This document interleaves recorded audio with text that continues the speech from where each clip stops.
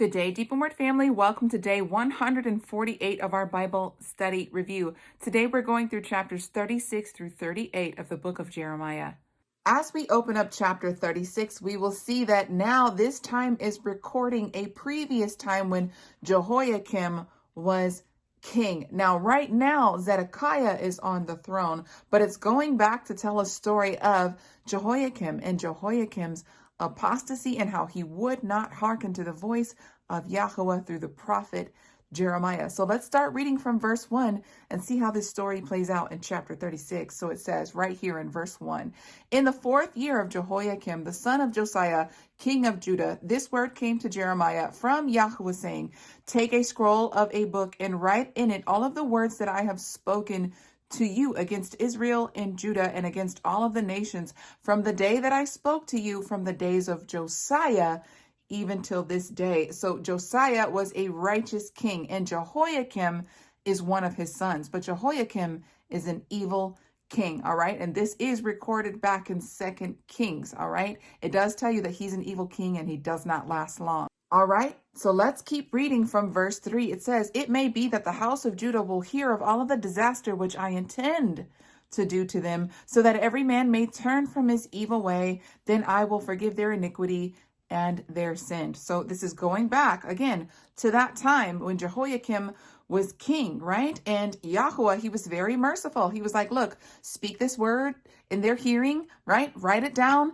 And we're going to see the process of this. But he's like, I'm doing this so that they might turn away, right? So that this disaster does not have to happen to them. But then we see that this is not the case, okay? So let's keep reading in verse 4. Then Jeremiah called Baruch, the son of Neriah, and Baruch wrote in a scroll at the dictation of Jeremiah all of the words that Yahweh had spoken to him. Jeremiah commanded Baruch, saying, I am shut in. I cannot go into the house of Yahweh, all right? So at this time, Jeremiah was banned from going into the temple and speaking his words because Jeremiah was not speaking favorable words, right? Words that tickle their ears, right? And so the king banned him from going into the temple and further speaking.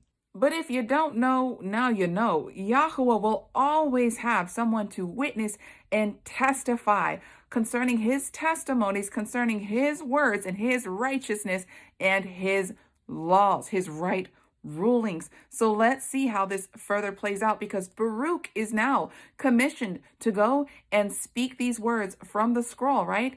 Baruch is the scribe of Jeremiah, and he is told to go forth and do this favor on behalf of Jeremiah since Jeremiah is banned. So let's see how this plays out. Verse 6, therefore, go and read from the scroll that you have written at my dictation the words of Yahweh in the hearing of the people in the house of Yahweh on a fast day.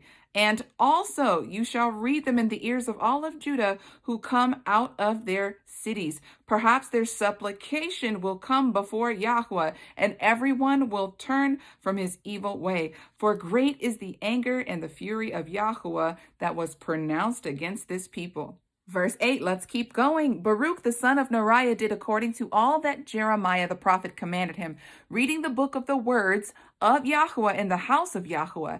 In the 5th year of Jehoiakim, the son of Josiah, king of Judah, in the 9th month, they proclaimed a fast before Yahweh. So this is the time that Baruch is going to go because when people are fasting, right, they're not eating and they're seeking the voice of Yahweh. And that's why Jeremiah said, do this during the time where they proclaim a fast, that maybe they will hear with their spiritual ears the true voice that is in the earth, the voice of Yahweh through his prophet, okay? And so it says right here, all of the people in Jerusalem and all of the people who came from the cities of Judah to Jerusalem. This is the time when Baruch is supposed to do this favor. And it says, verse 10, then Baruch read from the book of the words of Jeremiah in the house of Yahweh in the chamber of Gemariah. And it says, at the entry of the new gate in the house of Yahweh in the ears of all of the people. So then Micaiah, he goes and he speaks these words that Baruch has spoken, right? He speaks it to all of the scribes and to all of the king's officials. Verse 13, let's read. Then Micaiah declared to them all of the words that he had heard when Baruch read the book in the ears of the people. Then the official sent Yehudi to Baruch, saying, take in your hand the scroll from which you have read in the ears of the people and come. So Baruch the son of Neriah took the scroll in his hand and came to them. And they said to him, sit down now and read it in our ears. So now they want to hear it from the source. They heard it secondhand, but they're like, nah, we want to hear it from the source. So Baruch read it in their ears. When they heard all of the words, they turned to one another in fear. And they said to Baruch, we will surely tell the king of all of these words. They also asked Baruch, saying, tell us now, how did you write all of these words? Was it at his mouth?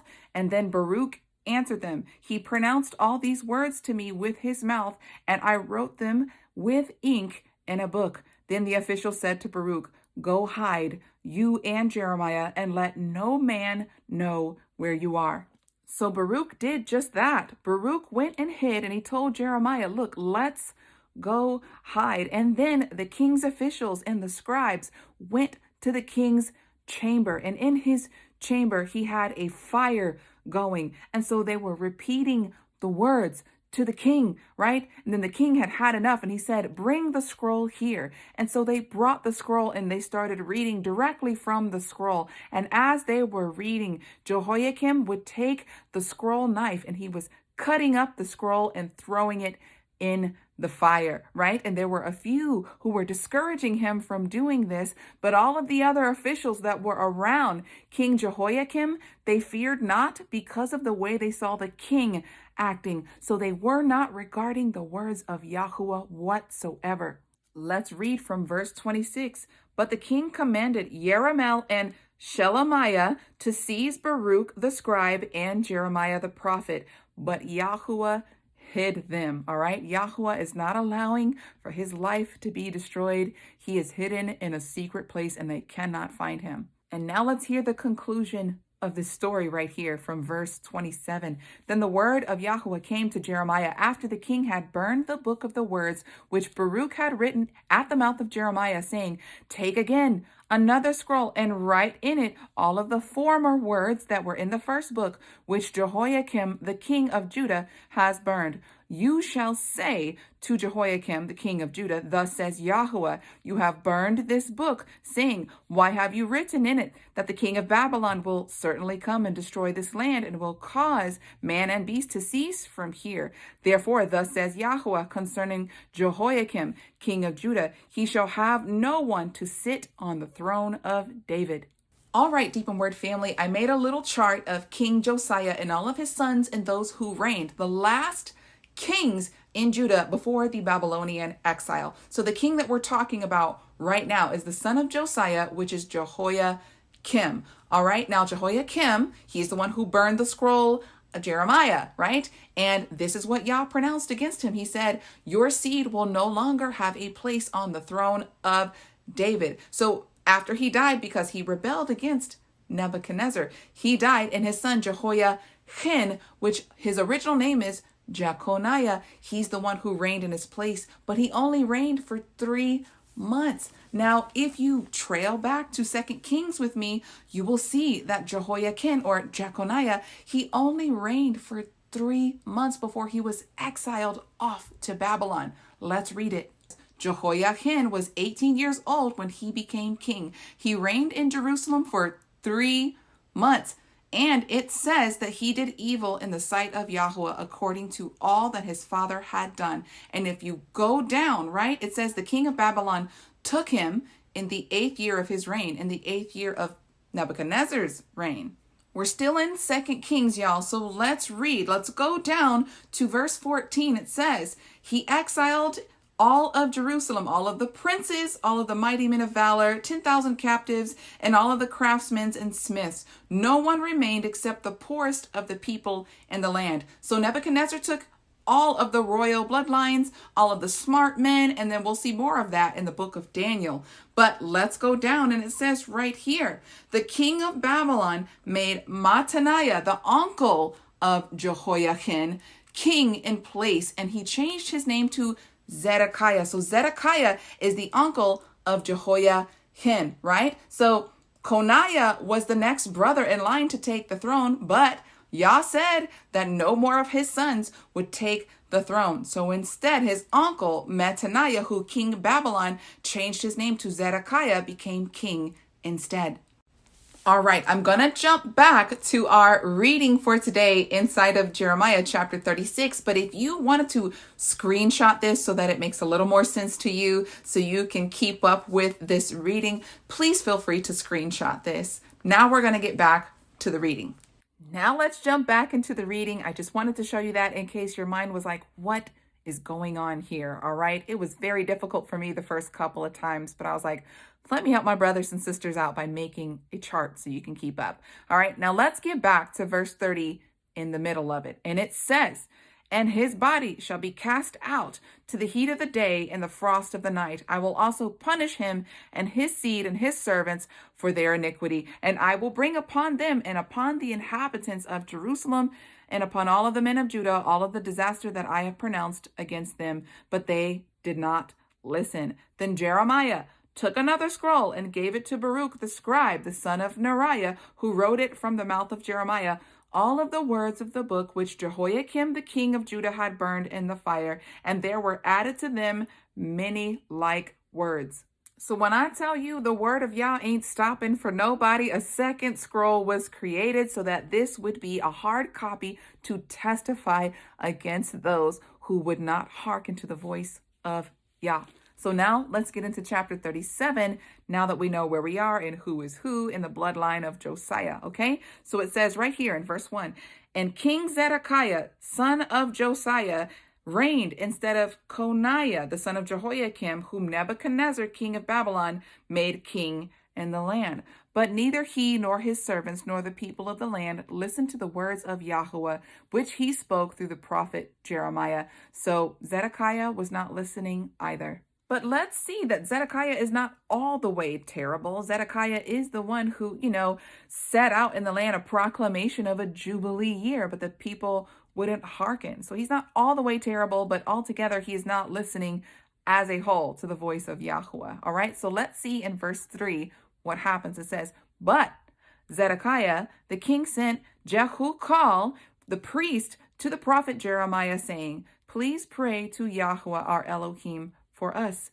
Now Jeremiah was still coming in and going out among the people, for they had not yet put him into prison, right? If you remember from yesterday's reading, Jeremiah was imprisoned from King Zedekiah, all right? Now let's keep reading. Verse 5, at that time, Pharaoh's army had come out of Egypt, and when the Chaldeans who were besieging Jerusalem heard the report of them, they departed from Jerusalem, right? We know that the inhabitants of Jerusalem, the kings of Jerusalem, were making political alliances with Egypt, with Pharaoh, and they were paying him tribute to help them fight against their enemies. And one of their enemies was Babylon, the Chaldeans, Nebuchadnezzar, the king of Babylon. But this gives the inhabitants of Jerusalem, right? And the king at the time, Zedekiah, false hope, right? Because they see Nebuchadnezzar retreating. So they're like, oh, Yahweh is saving us, right? And that's not the case. Let's keep reading. Verse 6. Then the word of Yahweh came to the prophet Jeremiah, saying, thus says Yahweh, the Elohim of Israel, thus you shall say to the king of Judah, who sent you to me to inquire of me, Pharaoh's army, which has come out to help you, shall return to Egypt, to its own land. The Chaldeans will come again, and they will fight against this city and take it and burn it with fire. So he's saying, please do not be relieved, not for 1 second, because Nebuchadnezzar's coming back. He's going to finish what I put in him to finish. Let's keep reading verse 9. Thus says Yahweh, do not deceive yourselves, saying, the Chaldeans will surely depart from us, for they will not depart.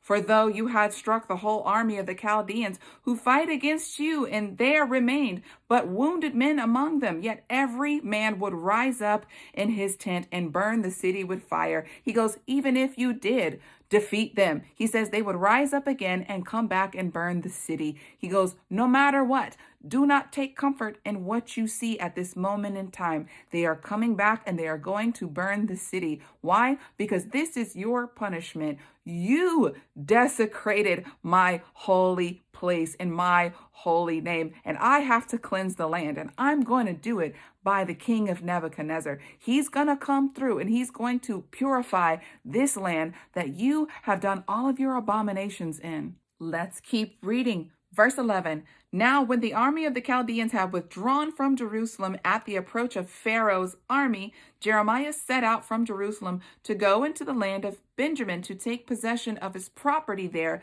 among the people. If you remember our reading yesterday, right?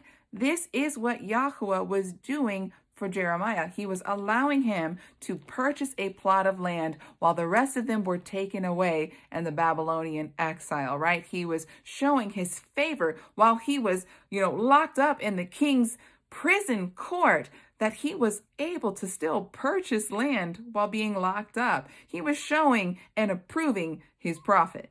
Let's keep reading in verse 13.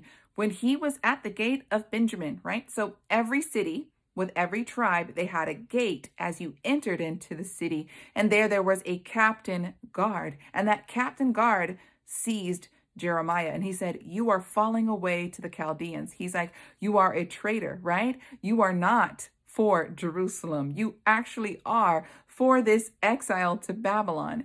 And Jeremiah says this in verse 14. It is false. I am not falling away to the Chaldeans, but he did not listen to him. So it says that he seized him and brought him before the officials. Therefore, the officials were wrathful with Jeremiah and struck him and put him in prison in the house of Jonathan the scribe, for they had made that the prison. For Jeremiah had entered the dungeon, that is, the vaulted cell, and Jeremiah had remained there many days. Then Zedekiah the king sent and took him out, and the king asked him secretly in his house and said, is there any word from Yahuwah? And Jeremiah said, there is. Then he said, you shall be delivered into the hand of the king of Babylon. So even though Jeremiah is, being locked up and he's being persecuted, King Zedekiah is coming and he's like, look, do you have a good word? And Jeremiah is like, yeah, you're going to be taken to Babylon.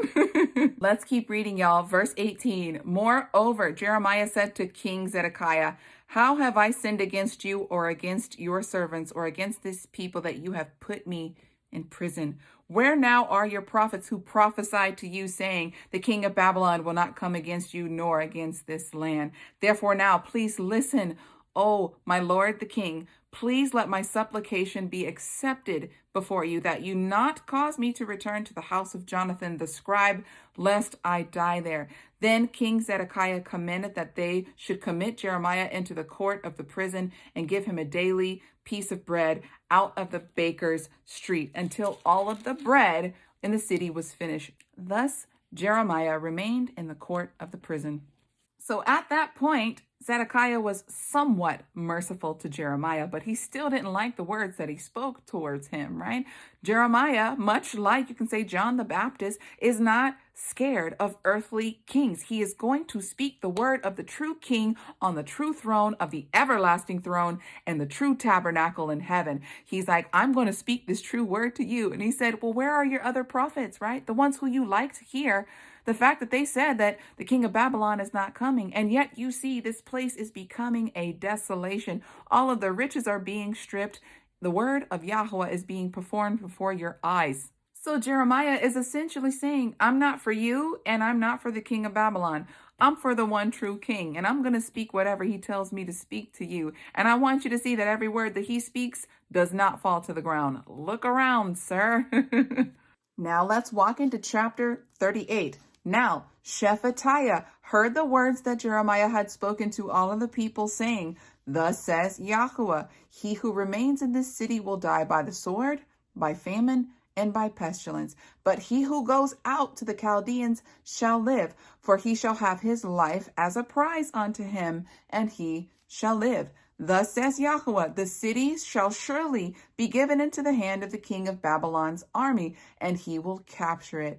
Verse 4, therefore the officials said to the king, we beseech you, let this man be put to death, for thus he weakens the hands of the men of war who remain in the city and the hands of the people in speaking such words to them. For this man does not seek the welfare of this people, but their harms. So all of the officials, right, they're coming up to the king and they're saying, let this man be put to death. And Zedekiah says, well, I place him in your hands. And it just reminds me of Pilate, right, with our Messiah, when the Pharisees, right, and the Sadducees brought Messiah before him and they said, he's guilty, he's guilty. And at a certain point, he washed his hands. He was like, he brought out a murderer. He brought out a crazy man. And then he brought out Messiah and he says, which one do you want released to you? And they wanted the murderer released to them. And then after that, Pilate, he dipped his hands in water and washed his hands of the matter. And this is what Zedekiah is looking like right now.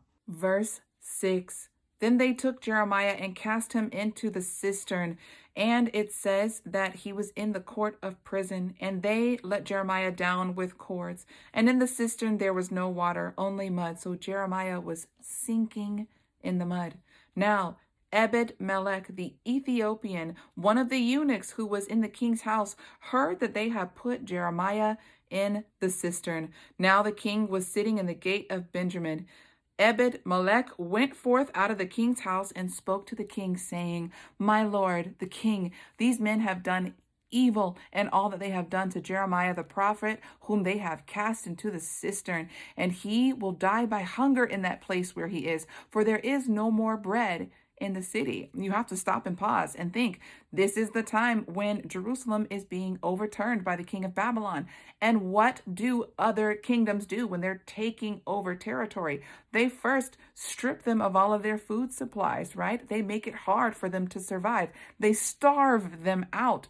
And so the only man who has a heart to help Jeremiah, because Jeremiah is in this cistern, there's no water, there's no bread, he's starving at this point, and the only one that wants to help him is an Ethiopian man. Now, I know it's up for debate, but I believe it was also an Ethiopian man who carried the cross of our Messiah. There's something special about Ethiopians in the word of Yah. These are special people who love Yah and who love his word. And yes, there are many Ethiopian Yahudim, Ethiopian Jews. But let's keep reading and let's see how this Ethiopian is fighting for Jeremiah. And so the king commanded him, saying, take 30 men with you from here and take up Jeremiah the prophet out of the cistern before he dies. So now Zedekiah feels bad about, letting the people do whatever they want to do with Jeremiah. But it's only because this one man is testifying and standing up for Jeremiah, all right? And it says,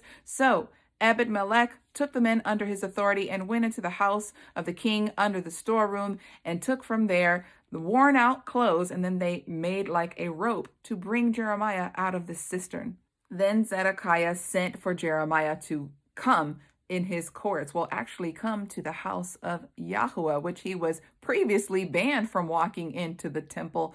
But now he's walking into the temple, and there is the king, King Zedekiah. And King Zedekiah says to Jeremiah, he goes, look, I will ask you something, and I don't want you to hold back whatsoever. And Jeremiah responds, and he says, look, if I tell you and hold nothing back, he goes, you will put my life to an end. But Zedekiah promises not to do so to Jeremiah. So now let's pick up at verse 17. It says, then Jeremiah said to Zedekiah, thus says Yahuwah, the Elohim of Israel, if you will surrender to the officers of the king of Babylon, then your soul will live, and the city will not be burned with fire. Thus you and your household will live. But if you do not surrender to the king of Babylon's officials, then the city will be given into the hand of the Chaldeans, and they will burn it with fire, and you will not escape out of their hands. Then Zedekiah the king said to Jeremiah, I am afraid of the Jews who have fallen over to the Chaldeans, lest they deliver me into their hands and mock me. Then Jeremiah proceeds to tell him, he goes, look, they will not mock you. They will not deliver you up. If you just surrender to this plan, he says, all will be well with you and your soul. And he begs of him, he goes, please obey these words so that you are not destroyed. All right. And then we go over to verse 24, and it says, then Zedekiah said to Jeremiah, let no man know of these words, and you will not die. But if the officials hear that I have talked with you and they have come to you to say to you, declare to us now what you said to the king and what the king said to you. Do not hide it from us, and we will not put you to death. Then you shall say to them, I presented my supplication before the king that he would not cause me to return to the house of Jonathan to die there. So Jeremiah is to tell the officials, right, who cannot stand him, that the only reason why he went to the king is to beg not to go back to the house of Jonathan where he was, stuck in a cistern. So that is exactly what happened when Jeremiah was leaving the temple. The officials saw Jeremiah, and then they inquired of him, why are you here? And what words did you speak to the king? And so Jeremiah said exactly what Zedekiah told him to say to them. And then they left him alone because they did not overhear what they were saying with one another. And so Jeremiah remained in the prison court of Zedekiah until all of Jerusalem was captured by the king of Babylon.